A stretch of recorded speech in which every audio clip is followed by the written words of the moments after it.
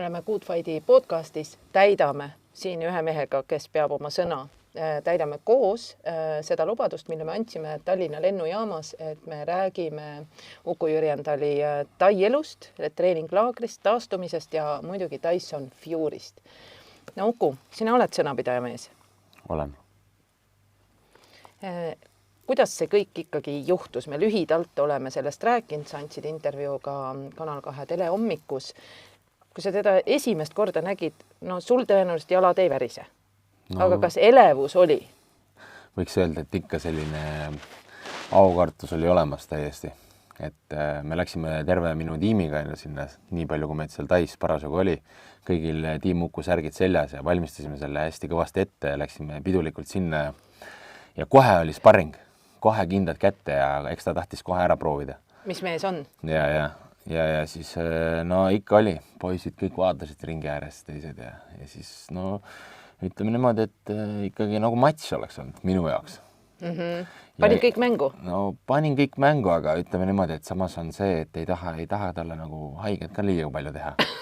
Et veidikene tahtsin talle tunda anda oma rusikat, aga ma ei tahtnud teda nagu vigastada. Et eks seal on niisugune suur nagu aukartus selle koha pealt. No siin on Tyson Fury raamat, kes lugenud ei ole, soovitan eesti keeles. Lugesin selle väljakutse raames läbi, ostetud 2022, Maski taga on selle raamatu nimi. Meie nende podcastide sarjaga, see ei ole nüüd esimene ja ei jää viimaseks, hakkame kirjutama Uku raamatut ja tema lugu. Selles podcastis keskendumegi siis Tyson Fury'le kõigele sellele, mis seal toimus, nendele asjadele, millest sa ei saa rääkida, ja nendele asjadele, millest sa saad. Nii et kui on midagi, mida sa ei tohi lepingute või kokkulepete järgi rääkida, siis selle me lõikab lihtsalt välja. Aga selle esimese trenni juurde. Sa oled seal ringis, esimene löök sinu poolt. Milline oli? No pigem selline tagasihoidlik. Proovisin. Ja eks ta mängis ka alguses. Aga no ta on kiire mängija, ta on ju tohutult liikuv. Lolitaja värki, eks. Meil oli esimene sparring oli kehasse sparr, ehk siis pähelööke ei olnud. Ja eks ta alguses ei tahtnud üldse käsi ette panna. Ja siis paar korda lõid nagu kergelt sinna ja siis vaatas, et ta nagu mõtlebki, et ega siit väga midagi ei tule. Ja siis ikkagi lõin nii kõvasti, kui sain. Ja siis ta siis ta pani ikkagi käed ette järgmisteks löökideks, et ta ei lasknud ennast tümitada väga, et eks ta ikkagi tundis lõpuks mu lööke. Ja kehasse sparris on veel see, et võid lüüa nagu käsi ja õlgasid, et siis sinna sai ka kõvasti juhatud. Ja seda oli näha, et ta pärast sparri täitsa nagu näitus treener küsis midagi. Ma nagu nägin, et seal nagu mõjub. Aga seda ta otsibki, seda ta ootabki tegelikult, et annaks, nagu ta, kuidas ta ütleb inglise keeles, ütleb, et annaks seda engagementi seal ringis, et see on tema jaoks kõige tähtsam, et sa ei jääks sinna lihtsalt passiivseks ootama, et Tyson ründab ära, annad võimaluse ja siis töötad ise edasi, et talle just meeldib see, et mina nagu löön vahele, et kui tema hakkab lööma, ma taban momenti ja hakkan just samal ajal nagu käivituma, proovin leida selle õige momentumi. Et see talle meeldis. Mis tähendab seda, et ta sparringus siis ootab seda, et mitte sa ei oota justkui treenerina ja tema kontrollib mängu, vaid sa tegelikult ikkagi nii-öelda etendad reaalset situatsiooni. Kui palju mehi on korraga Tysoniga ringis? Sa ei ole seal üksi, seal on 3-5, jah? Tal on kuskil sparringpartnerid seal niisugune, praegu on parasjagu 3, aga nüüd mina lähen tagasi, Kevin Lerena läheb tagasi ja siis meid on seal 5 niisugust tugevat elite heavyweighti nii-öelda. Ja siis on ring ja 5 meest ja Tyson, kas tema ei puhka? Tema ei puhka, et me teemegi 12 raundi järjest ja meie oleme kordamööda. See tema on siis terve aja. Ja no mehel on seda mootorit, et ta ei väsi ära. Te olete mõlemad 37-aastased. Nüüd inimesena korraks puudutame seda poolt ka, et Tyson Fury on ju teada oma väga ekstravagantsete väljaütlemiste ja igasuguste nagu keeruliste olukordade poolest ka. Kui sa teed selle esimese trenni ära ja lähed siis Tais oma nii-öelda kodukohta või puhkekohta, mis mõtetega inimesena sa sealt esimesest trennist ära liigud? Milline mees ta on? Lisaks sellelt teeb nalja ja ütleme niimoodi, et ega ma ju temaga trenni väliselt väga palju ei ole kokku puutunud, ainult minimaalselt peale hommikujooksu natukene juttu rääkida niimoodi, et ega ma teda nagu nii lähedalt ei tea, aga mulle väga meeldib tema see huumorisoon on tal mega suur, ja just see energia käima tõmbamise võimekus, et kui me trenni alustame, siis ta ajab täiesti ülevasse meeleollu nagu kõik seal saalis. Jah, mis ta teeb? Paneb mussi põhja, ta paneb mussi põhja ja siis niisugune, no eks ta karjub midagi alati. Midagi tal on alati midagi öelda. Ta teeb ägedaid nalju ka, ta alati leiab kelle kohta neid nalju teha seal ja ta on niisugune vägev ja ta tõmbab alati energia, tõmbab julmalt käima. Võis seal solvuda ka või ütleb midagi? No ei, kes sellist asja ei. Tema on selle koha pealt ikkagi kuningas, et meie seal peatreener rääkis kohe ära, et Tyson on kunn, et nii nagu tema ütleb, nii on. Nii asjad käivad. No, ja see on okei selles suhtes, et reaalsuses ta on elav legend ja tal on nii suured asjad praegu ees, et täna töötame tema järgi täiesti. Ja suured asjad ette näidata ka. Täpselt nii, mega suured, kui mitte kõige suuremad. Kuidas tehti ettepanek minna järgmisesse trenni kaasa? Sa mõtled järgmisesse... Jooksutrenni, ringi, peale seda esimest. Tegid esimese ära? Okei. See tuli kuidagi täiesti orgaaniliselt. Lihtsalt tegime ära ja treener ütles homme kell 3:30. Olge kohal. Jooksijatel on jutt on ikkagi lühike nagu alati. Olge kohal. Ütleme, see jooksutrenn ma esialgu niivõrd palju kaasa ei saanud teha, et see esimene jooksutrenn, mis meil oli kohe 13 kilomeetrit. Pidime 3 miili tegema. Pani minema lihtsalt mööda ranna äärt, ammu juba mööda nendest postidest, kust me pidime ümber pöörama. Isegi treener sõitis rolleriga kõrval nagu, et kuule, jääge siin nüüd seisma, et tehke varjuboksi ja siis minge tagasi. Ja pani ainult gaasi juurde ja edasi. Ja kui me hommikul jooksma hakkame, siis ega päike seal ju läheb aina kuumemaks ja kui me seal jookseme järjest mingisugune 1,5 tundi, siis see oli ikka väga rets. Jõudsime lõpuks ikkagi tagasi, aga siis ma mõtlesin küll, et okei, tal on seda lisaks sina enda jooksutrennid ju selles mõttes olid ikkagi suures pildis pausile pandud, sa väga palju jooksutrenne ise ei teinud viimasel ajal, et aga seal tegid selle esimese trenni ära, jalad põrutasid ära ikka? No ma ütlen niimoodi, et ma järgmistesse mõnda trenni ikkagi ei läinud jooksutrennidesse, sellepärast, et oli vaja natukene põlvesid taastada ja tegelikult jooksmine, ma arvasin, et ei ole väga oluline, aga nüüd boksis tuleb välja, et see roadwork on ikkagi võti. Et seda ütleb ta treener ja seda ütleb Tyson ise ka, et jooks on väga-väga-väga oluline. Nii et, aga vaikselt harjusin selle jooksuga ja ütleme niimoodi, et nüüdseks kindlasti järgmises, kui ma nüüd lähen tagasi, siis ma olen kindlasti igas jooksutrennis hommikul kaasas. No need tema jooksud on tegelikult kuulsad ka läbi filmi, Netflixist võib filmi ka vaadata. Ta jooks makiga. Selline. Ja kõlariga, talle meeldib. Või kõlariga. Mitu minutit sulle anti makki kanda? Igaüks 1 miil. 1 miil? Igaüks 1 miil ja siis on vahetus. Et kommentaarumit ma vaatasin tal seal all, siis kõik kirjutavad, et lõpeta ära vea ühes käes rasket raskust, Tyson treeni targasti, aga talle ei ole vahet. Ta vahetab kätt ja talle meeldib, kui tal on raske. Ta on üks väheseid, kellele äkki talle meeldib ikkagi muusika ka nii väga, tundub, et ta... Samas, kui sulle ainult muusika meeldiks, sa paneks kõrvaklapid pähe ja läheks. Aga talle meeldib selline brutaalsus ja raske ja just see, et nagu erilisus võib olla siuke. Kas ma olen õigesti aru saanud, et sa tegelikult oled talle ka päriselt hea sparringupartner, mitte ainult sellepärast, mida sa seal juba ka näitasid, aga et sinu stiil või sinu stiilis on mingisugune osa tema siis järgmisest vastasest? Ta ütles täpselt sellist asja, jah, et Uku peab kindlasti tagasi tulema, et Uku imiteerib tema vastast kõige rohkem kõikidest teistest sparringpartneritest. Kuigi mina ei ole ju profiboksija, nagu selles suhtes mitte ütleme väga hea staažiga profiboksis, ma olen kickboksija. Ja talt isegi küsiti sellist küsimust, et mis sa arvad, et kas Uku on nagu sul piisav, et sul on siin profiboksijad olemas, Kevin Lerenad ja teised seal ukrainlane 21-1 profirekordiga ja siuksed kõrgel tasemel pro-boksijad. Ja tema sõnad ja tema treeneri sõnad olid need, et Ukust on kõige rohkem kasu selleks matsiks ettevalmistuse jaoks, mis oli tõesti hea kuulda. No tundub, et sa oled õnnistatud. Tundub nii. Nagu kuudlakk oleks sul praegu lihtsalt, käiks rõõmsalt, kõrval ees ja selja taga. See on uskumatu, jah. Kuidas see üldsegi võimalikuks, mida sa oled väga hästi teinud praegu? Sest paljud ju tahavad no kes meist ei tahaks Tyson Fury'ga pilti teha?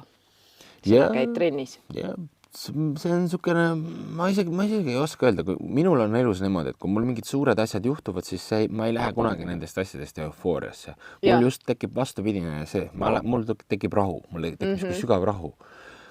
Mul tekib justkui nagu äratundmine, et täpselt nii peabki olema. Et see ongi see koht. Täpselt see ongi see tee, mida ma käin ja ma nagu ei lähe sellest üli elevile, absoluutselt nagu. Teen täpselt oma asja edasi ja lihtsalt südame rahus. Nii et mis ma täpselt hästi olen teinud, ütleme niimoodi, et ma arvan, et võib-olla see karmavõlgade tasumine hakkab võib-olla täis saama, et eks ma neid olen kõvasti tasunud ka. Eks võib-olla nüüd hakkab tasa saama vaikselt. Et hakata jõudma sellesse punkti, kus nüüd võiksid juhtuda kõik need asjad, millest tegelikult oledki unistanud. Ja juhtuvadki. Me peaksime siin selle saate ära lõpetama, aga me ei lõpeta ja juhtuvadki. No selline meie sukk on. Ta on otsusekindel, seda igal juhul. Ma olen aastast 2018 ju kõrvalt jälginud ja olnud teatud perioodidel rohkem või vähem ka sinu kõrval ja näinud seda nagu sinu teistmoodi olekut. Ma saan aru küll, et sa ise ei taha minna eufooriasse, kui juhtuvad väga suured asjad, aga sul on ka teine pool seal vastaspoolel, et kui ka väga rasked asjad juhtuvad, et sa ka nendesse tegelikult suhtud tervemõistuslikult ja võib-olla mitte ka nii väga, et neid haigla ja vigastuste videosid ja pilte vaadates, siis et sa vaatad umbes luud, asjad, kõik lõhki. Läheme nende vigastuste juurde. Sul on olnud operatsioone kokku 12. No milline neist kõige hullem oli? Milline oli kõige hullem op? No võib-olla see käega peale seda viimast kloorimatši. See, kui see rippus see oli suht rits, käsi oli täitsa katki, täitsa pooleks. Ja op oli muidugi suur, pandi selle lahasmetalliga ja siis oli see, et hakkab see vaikne taastumine pihta ja kui toruluu nagu ära murdub, siis ja kui see vaheosa, kus kohast ta ära murdus, on täiesti pudruna, siis siit ei saa oodata kiiret paranemist, ei saa oodata, et 6 aja pärast ma saaks juba lüüa sellega. Kuigi vaikselt sain. Metall hoidis.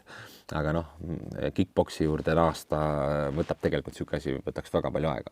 Mis tõttu ma... Selgita natukene seda teistele ka. Miks just kickboksi juurde naasmise jaoks on nüüd vaja aega? Asi on selles, et boksis sa saad siia kindaga, pehme kindaga saad siia löögi. Ei juhtu väga midagi. Aga kui nüüd raskekaalu kickboksis saada jalalöögi, ütleme middle kick on siis siia... Mis selle luu pooleks lööbki? No see impact on nii tugev sellesse ühte punkti. Jala, sääreluu on ju nii tugev, massiivne, võimas ja sa saad täpselt siia kohta selle ühe löögi. Sellest piisab, et siia uuesti probleeme tekitada. Kuigi öeldakse, et kui on kuskilt luu katki läinud, et siis ta on sealt veel tugevam hiljem, aga see mul jooksevad silme ees, need pururnevad luud. aasta on niisugune miinimumaeg, mis peaks olema selle õige tiheduse saavutamiseks. Et seetõttu, pigem võtta rahulikult sellega. Ma nüüd tulen selle poole juurde, kus sa ei anna alla. Et selle poolest oled sa, ma arvan, väga paljude inimeste iidol ja inspiratsioon ja su videosi vaadatakse, kui tahaks alla anda, et tulla sellest tundest välja tagasi. Nüüd, kas see operatsioon oli see, kui sa ütlesid oma siis lähiringile, et nüüd läheb raskeks? Ütlesin küll, jah. Ma teadsin, ma tundsin seda, sellepärast, et see asi ei saa kiirelt korda. Ma nägin seda kohe ära, et see ei ole lihtsalt siuke väike mingi mõrakene kuskil, vaid see võtab aega paranemiseks. See periood on nüüd peaaegu 2 aastat? Sellest on täpselt 1 aasta. Sellest on 1 aasta? Sellest on täpselt 1 aasta.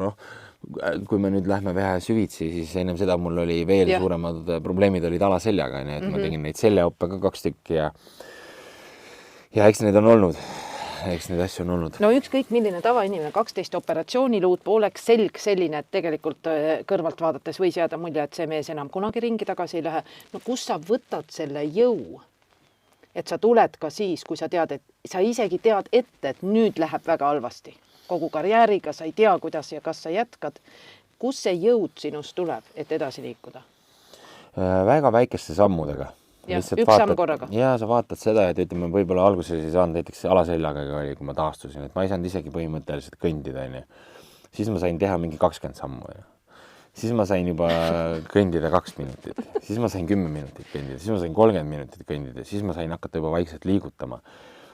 Puhtalt seda progressi jälgides ja neid väikseid edusamme jälgides saab kõike saavutada, ükskõik nagu mida. Ja seal tuleb, kas seal ehitub ka sisemises uuesti see nagu usk kõigesse ja tõenäoliselt see sinus ei kustu kunagi ära, et sul on see kuskilt see sul on.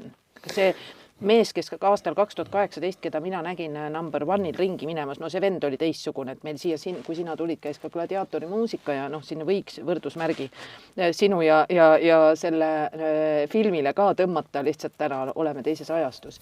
No mingisugune, kus sa leidsid selle, et sa niimoodi alla ei anna? Või kas sa mäletad, et sa esimest korda tajusid, et ja mul ongi nii, ma ei annagi alla? Tegelikult eks ta tuleb kõik mingi lapsepõlvest, ma arvan, mingi sügavam usk on lihtsalt tegelikult endast sees olemas, et mina olengi see. Väga niisugune egoistlik võib-olla mõtlemine mõne jaoks on ju, et nagu alati on räägitud, ära kujuta ette endale. Ja. See on kõige valem nõuene, mis üldse saab anda inimesele, ära kujuta ette endale. Kujutage ette endale, kõik kujutage ette nii palju kui üldse võimalik, sest ainult sellega sa saavutadki, aga sa pead nagu päriselt ette kujutama endale. Ja siis tööd ka tegema. Ja tööd tegema. Kui sa tööd järgi... Aga kõik algab sellest, et sa kujutad endale ette ja sa usud sellesse. Mul on see olnud väiksest peale, ma räägin, ma olin mingi pisike poiss juba, ma tegin mingisugused naljakaid karate, mingisuguseid lööke, asju, vennaga proovisime seal. Ma kujutasin ette, et ma juba olen see. Ma nagu tundsin seda, jah. Ja eks see ongi see, mis mul siin kuklas kogu aeg nii-öelda vasardab. Ma tunnen, et ma olen see, vahet ei ole nagu, kus ma praegu mingisugusel hetkel olen või silmitsi mingite vigastuste või asjadega, aga ma olen niikuinii see ja ma käin oma rada, mis on tegelikult juba varem ette kirjutatud, ma tunnen nagu selline. Nii et mul ei ole, ma ei pea tõmblema, mul ei ole vaja nagu. Et sa jõuad kogu aeg sellele oma teele, isegi kui vahepeal on tõusud ja mõõnad või paremale vasemale. Ma näen seda suurt pilti, jah. Ja siis need väikesed kaotused, luud puruks ja nii edasi. Need on tühi asi, jah, täiesti selle kõige kõrval. Me rääkisime natuke, me ei peatu nendele vigastuste teemadele liiga palju, aga nüüd ka tegelikult Taisse läksid sa sellepärast, et jagada, võtta siis nii-öelda võrdselt natukene taastumise aega ja siis alustada uuesti treeningutega seal keskkonnas. Kas midagi andis tunda ka nendes treeningutes või sa lähed seal ikkagi oma sellesse fookusesse ja seal on kadunud kõik need 12 operatsiooni, kuskilt valus ei ole ja sa paned ikkagi kõik mängu, mida on vaja panna? Minu mõte, et ring hakkab täis saama võib-olla keha puhul küll, et kõik on juba läbi käidud ja eks ma tunnetan oma keha ka iga aastaga ja iga vigastusega aina rohkem ja rohkem ja ma saan aru, et kus kohast ma ei tohi liiga rohkem teha ja kus ma pean tagasi hoidma, kus ma võin julgelt panna. Et jah, läksingi sinna Taisse, tegelikult ma tegin vahetult ennem lendu, tegin küünarnuka operatsiooni.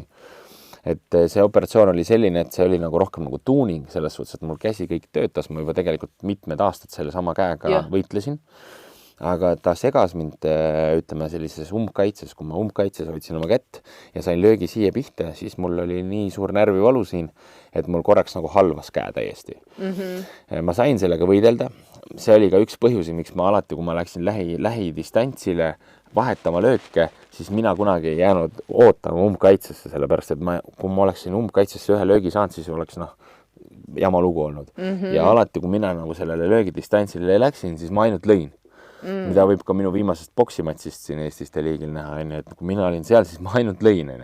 Ja siis võib-olla mõni vaatab, et nagu, kuule see ainult lööb. Aga mul polnud tollel hetkel kaitset võimalik panna, sellepärast, et mul oli probleem.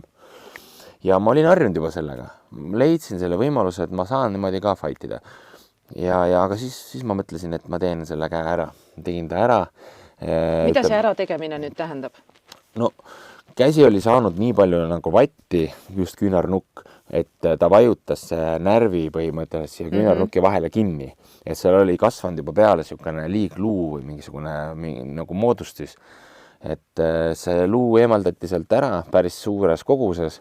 Ja nüüd on nagu niimoodi, et see närv vabastati täielikult. Ja täna, kui ma nagu proovin siia vajutada, ma ei tunne mitte mingisugust probleemi, või mul käsi töötab täielikult. aga ega see lihtne ei olnud seda ilusti käima saada seal, et ma läksingi sinna Taisse, alguses on ju, seal on päike, seal on hea toit, seal on head arstid, erinevad protseduurid, kõik asjad on ju, ma läksin sinna, siis mul käsi oli tegelikult, ma isegi suutsin veel infektsiooni hankida ja seal. No see oli sul vahepeal paistes. Ta oli räigelt paistes, ta liikus mul nii palju, ütleme, see oli niisugune jaanuari alguses, peale jõule, kui ma seal olin, on ju. Mul käsi liikus nii palju ainult ja noh, ma ei tulnud selle pealegi, et ma saan sellega lüüa. Aga vaikselt kogu aeg lihtsalt sinu vaikne on muidugi 3 nädalat umbes nii. No ikka sellega võib-olla läks isegi 4. Läks aga kogu aeg iga päevaga sentimeetri või millimeetri juurde ja ütleme, sain juba liikuma, juba siis ühel hetkel oli juba hea niimoodi. Alguses oli niimoodi, et no siin oli nagu lõpp täiesti, no ei saa. No ütleme 90 kraadi uppu näitab. Ja, aga kus sa boksid niimoodi, sa ei saa. Aga just, et see, et sa nagu iga päev venitad natukene, sa ei tohi ka liialt haiget teha. No. Ja meelitad seda, Ja nüüd? Lõpuks nüüd on ülihea. Nüüd on see, et kui ma olen lähidistantsis, ma saan rahulikult olla umbkaitse sees ja ma ei pea kartma seda, et mul tekib see närvivalu, mis annab mul väga-väga suure eelise järgmiseks matsiks. Ja kartmise all tõenäoliselt ma natuke pean seda tõlkima võib-olla nagu pikemaks ka, et kartmisega Uku ei karda kedagi, ma olen seda kõrvalt näinud, aga kartmise all on pigem see alateadlik reaktsioon, sa pead seda silmas, et kui sa tead, et siis... Närvivalu on selline asi, et seda peab kartma tegelikult. Seda peab kartma sellepärast, et see kontrollib sind. Seda sinu vaim ei kontrolli, et sa ei saa oma vaimuga seda nagu ära hoida, et ma nüüd vahet ei ole. Närv on ikkagi selline asi, et kui see saab päriselt pihta, siis on sul täielikult käsi halvatud ja sa mõtled ainult sellest.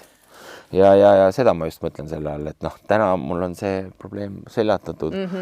Käsi sai just parasjagu heaks, kui ma sain teada, et Tyson Fury on ka seal. Ja ütleme veel esimesed trennid Tysoniga, mul oli veel käsi oli niisugune veel üsna abras, aga juba sai veits lüüa ja nüüd on need aeg on veits veel edasi, ma olen jätkanud muudkui neid harjutusi ja asju, nüüd mul käsi on juba võiks öelda 100%. Nüüd ma naasen sinna sparringutele ja ma olen 100% valmis, mul on kõik tipp-topp, nüüd meil tuleb see märtsikuu, tuleb seal terav sparringute kuu ja saab näidata, millest Uku tehtud on. Räägime natukene sellest korrast ka, et me oleme arutanud sinuga ka seda, teiste sportlastega ka. Üks on see, mis paistab väljapoole, see elu, teleintervjuud, matsid, võidud, kaotused ja nii edasi, pildid, ägedad sotsiaalmeedias elu, aga teine on taustapool. See, mis toimub seal Tyson Fury'ga taustal, võrreldes nüüd sellega, mis on meil siin Eestis. No, me suudame ette kujutada, et see vahe on väga suur, aga mina käisin ka tagaruumis vaatlemas, et kuidas asjad toimuvad viimasel sinuga liigmatsil. Ja peale seda arutasime, et tegelikult standard võiks olla ikkagi väga-väga palju kõrgem selleks, et sportlane saab seda, mida tal on vaja, eriti siis see matsi eelne periood pluss need viimased tunnid enne ringi astumist. Milline on see taust Tyson Fury ümber seal? On kord, kas ja mida tohib sotsiaalmeediasse jagada, mida tohib rääkida, mida süüakse, mida täpselt tehakse, kas see kord on paigas? Tema on siuke vanakoolikas, ma arvan, et võib-olla kõik teised boksijad on pigem sellised teaduspõhised ja ütleme, ta on küll väga religioosne inimene, aga samas tal on selline kannatusvõime on väga suur, tal ei ole väga vahet, mida ta sööb, võib-olla isegi, tal ei ole väga vahet, keda ta näeb, ta ju käib, tema peaks tegelikult käima põhimõtteliselt turvameestega ringi, sest ta on nagu ebareaalne superstar. Ta ei karda mitte midagi, ta ongi elav legend selles suhtes. Täpselt nii peakski olema. Et on sellest ka juba üle kasvanud, mida siis teatud staaride ümber kuidagi see tiim hakkab nagu tekitama. Ta on täiesti tavaline mees selle koha pealt, jah. Võt nii. Kõige olulisem õppetund või mõned õppetunnid, mis sa võtsid sellest perioodist, mis te nüüd koos treenisite kaasa. Üks oli see, mida sa oled ka juba jaganud, et kui sa hakkad alla andma või tunned, et sa oled väsinud, siis pane gaasi juurde. See on huvitav, on jah? See on väga huvitav. Mitte, et lihtsalt ära kannatada, mitte, et umbes, et ei, ma ei anna alla, ma pean vastu. Ja. See on hästi vale suhtumine, et ma pean lihtsalt vastu. Tegelikult on see täpselt see moment, kus kohas tuleb hakata alles tööle. Nagu nüüd alles tuleb teha. mitte on see, et no kuidagi pead vastu. Kui me selle eraldi avaldasime sotsiaalmeediasse selle lõigu, mida sa rääkisid, siis ma sain mitmeid kirju, et aitäh selle jagamise eest täiesti teisest valdkonnast inimestelt ja ka nendelt, kes võib-olla võitlusspordiga üldse ei ole kursis ka, et aitäh, mul oli täpselt seda vaja kuulda. Ja see on väga huvitav. Ka mina ei olnud varem kuulnud, et vot siis sellel hetkel paned tegelikult gaasi põhja. Ja mulle oli see suurimaks õppetunniks kindlasti, et see on väga huvitav, sest neid momente tuleb igal inimesel, igal alal. Et vahet ei ole, mida sa teed ja kui sa hakkad seda tundma, siis ongi just see, et kus tuleb hakata tööle. Ja. Mis veel? Vaadeldes, kui sa väga palju ütleme, et tõesti pole niimoodi inimesena istunud ja filosoofiliselt vestelnud, aga sa oled ju vaatleja, sa oled kiire õppija ja mida sa veel nägid sellist, mida võiks ellu kaasa võtta endale või teistega jagada? Ütleme niimoodi, et ma pigem ikkagi jälgin ainult boksi ja ütleme võitlusnüansse seal ja neid on mul terve nimekiri, mis ma olen saanud sealt endale kirja panna. Aga siukseid elulisi, siukseid midagi sellist märkimisväärset praegu võib-olla isegi ei oskaks rohkem välja tuua. Need inimesed tema ümber, treener, kuidas treener, mänedžer ja need inimesed tema ümber, kuidas nad kohtavad teda? See on huvitav hästi. Mulle väga meeldib, kuidas tema treener põhimõtteliselt imetleb teda nagu kogu aeg, tema igat liigutust, isegi varjuboks, mis on tegelikult täiesti tavaline soojendus. Ja kui Tyson selles varjuboksis teeb midagi natuke teisiti või midagi siukest vägevat, siis treener on nii kõrval ja ta on nagu nii niisugune kirglikult nagu elab kaasa sellele. Annab, ja ma just näen selles momendis, ma näen seda, kus on praegu niisugune build-up ennem fighti, kus ta hästi palju tõstab sellega Tysonit, hästi palju. Just see on nagu see väga kõva asi. Mu järgmine küsimus olekski olnud, et kas sa tajud ära ka seal selle, et see on täiesti teadlik teise inimese nii-öelda vaimse taseme tõstmine ka, et seal ju ütleme, suur töö on ju tehtud, tehakse viimast töö otsa. Võt nüüd on et kas üks asi, kas on teadlik, on ju? Või see ongi seal? Pigem on see selline, et nagu treener ise on sama teed kunagi käinud ja see on niisugune võib-olla isegi alateadlik, et see ongi nii, täpselt. Et nad hingavad tegelikult treener ja sportlane hingavad tegelikult ühes rütmis. Ja.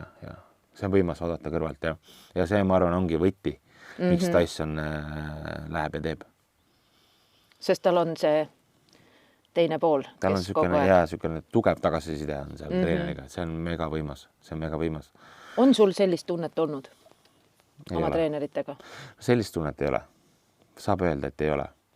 Et teistes vormides on see olnud, Eks ma ikkagi saad oma treeneritelt positiivset tagasisidet, on ju, või teinekord negatiivset, on ju, aga et ütleme, see tõstab, aitab edasi areneda, aga seal see niisugune lihtsuses peitub võlu, nagu mulle väga meeldib, et väikeste asjade märkamine annab kindlasti selle lisaboost'i. See on hästi oluline. Üks asi on ka, et vaata, kui inimene on nii kõrgele jõudnud ja ongi suur legend, et siis neil ju kipub olema palju sõpru ja kõik tahavad ja siis esinetakse üksteisele. Sa ütlesid, et seal on see lihtsus. Kas sa seda ka nägid, et on inimesi, kes esinevad või kuidagi ei ole need, kes nad on? Ja kuidas sulle tundub, kas nii kõrgele jõudnud inimene või ütleme sellise staatusega, kas ta näeb need asjad läbi? Ma arvan, et pigem analüüsib pigem ennast. Mitte liiga palju seda keskkonda seal ja teisi inimesi samal ajal, ma arvan. Et keskendub endale? Keskendub pigem endale. Ma arvan, see on ka võti. Igaüks peaks tegelikult rohkem endale keskenduma, mitte teistele liialt palju. Mõni ütleks selle peale, et see on ju egoistlik, et me peame ju... Aga vaata, kõik toimiks palju paremini, kui igaüks mõtleks enda peale, et ma olen seda varem ka öelnud mingites podcastides asjades, et nagu vaata kõigepealt, mis sul on. Ja siis alles, kui sul on endal kõik, ma ütlen, sul ei jää aega ülegi teiste peale liiga palju mõelda. Kui sa vaatad ennast, nagu vaatad täielikult nagu tuumani. Ja siis tegutsed sellele vastavalt. Me peame ikkagi lõpetama selle lõpuosa sellega ka, mis alguses sai lubatud Tai elust. Sulle meeldib talv. Selle podcasti me salvestame talvepäeval. Lund sajab. Oi, ma tulin tagasi Eesti ja see imelisel talvel nägin ikkagi ära selle, sest et kui ma läksin enne jõule, siis oli kõik sombune ja siuke vihmane ja jõudsin praegu tagasi, olin selle nädala Eestis ja meeletult ilus talv, et see oli suureks boonuseks. No see kõik, mis suga Tais juhtus, no tõesti, see tundub imede ime. Aitäh, et sa seda üldsegi jagad ja aitäh, et sa oled nii-öelda maandatud või keskmes, või et sa ei lähe selle eufooriaga kaasa, ei positiivses mõttes, aga ei lähe ka negatiivses mõttes. Nüüd samas see kõik ei ole ka alati kuld, mis hiilgab ja Tai elu loomulikult võitlussportlaste jaoks on ta justkui ju meka, eks ju, et sul on seal treeningsaalid igal pool, sa saad trenni teha, massaažid maksavad 7, 10, 15 eurot, ma nüüd täpselt neid hindasid ei tea, aga igal juhul sa saad endale lubada rohkem kui üks massaaž nädalas. Aga samas sa ütled, et kodu on ikkagi kõige mõnusam. Talv on hea ja see sealne nii-öelda sära ja tuled ja lärm, et tegelikult see lõpuks väsitab ära ka. No eriti Pattaya, et Pattaya on väga-väga intensiivne minu jaoks, pigem ma ei eelistaks seal olla. Aga kuna mul on elavad sõbrad, toetajad seal ja mul on seal väga mugav ja mul on kõik olemas seal treenimiseks, siis see valik sai tehtud ja tundub, et see valik sai õige tehtud, sellepärast et Tyson tuli ka täpselt sinna samma. Oleks ma läinud kuskile saarele, kus on hea rahulik treenida, taastada, siis ma ei oleks näinud Tysonit, et huvitav jah. Kuidagi need asjad mängisid selliselt kätte. Aga ma eelistan kodumaal olla. Kuigi siin on võimalusi niivõrd palju vähem ja sellepärast tulebki nii-öelda nagu tööl käia. Jah, tööl Tais käia. Tuleb tööl käia, jah. Aga sa tahtsid ju väga ikkagi selleks nädalaks koju ka tulla, et sul oli variant see, et tegelikult te kohe jätkate, sa koju ei tule, aga sõltumata sellest sa ikkagi otsustasid, et sa tuled, käid kodus ära, käisid vanaisa juures, ema-isa juures on käidud, sõpradega on kohtutud. Mega, täielik recharging. Ja lähen uuesti ja panen hoopis teise energia pealt, veel kõrgema energia pealt kui siiamaani. Mis su eesmärk nüüd? See järgmine kuu on? Jah, teil on sparringud, aga need ei kesta ju terve päev. 3 sparringut on nädalas, iga hommik on jooksmised ja eks siis ülejäänud on kõik siuksed koos treenid, et seal lapatrenni saab palju teha ja kuna ma nüüd olen rohkem, ma olen täitsa lepinguliselt olen seal sparringutiimis sees, siis on ka see, et treenerid tegelevad minuga rohkem ja ega see muud ei ole, kui lihtsalt minna ja hankida neid profiboksi nüansse ja kogemusi lähedamalt. Et tuleb lihtsalt hästi teha, muud midagi, aga siin ei ole mitte midagi. Lihtsalt tuleb ja teha hästi ja tuleb löögi haaval sinu puhul. Ja tuleb lihtsalt võtta löögi haaval ja päevalt lihtsalt minna ja teha maksimum, muud midagi. Unistustest ka. Me lubasime, et selle saate keskendume Tyson Fury'ga treeningutele ja Tai elule, aga sinu isiklikud unistused, ka üks boks, kus me sind näeme järgmisena? Me ei tea, jah, sa ei tea seda, aga kus võiks näha, kui sa ütlesid, et kujutage rohkem ette? Vaata, siukseid asju mul on võib-olla raske ette kujutada endale, et nagu mulle meeldib kujutada asju ette, mis sõltuvad minust. Et nagu minust mitte sõltuvad asjad, ma jätan ikkagi nii-öelda looja otsustada. Pigem ma lihtsalt olen ise tubli, olen kohal, teen oma asja maksimaalselt hästi ja milles ma kindel olen, on see, et kõik tuleb maksimaalselt hästi ja veel paremini, kui ma ette oskaksin kujutada endale.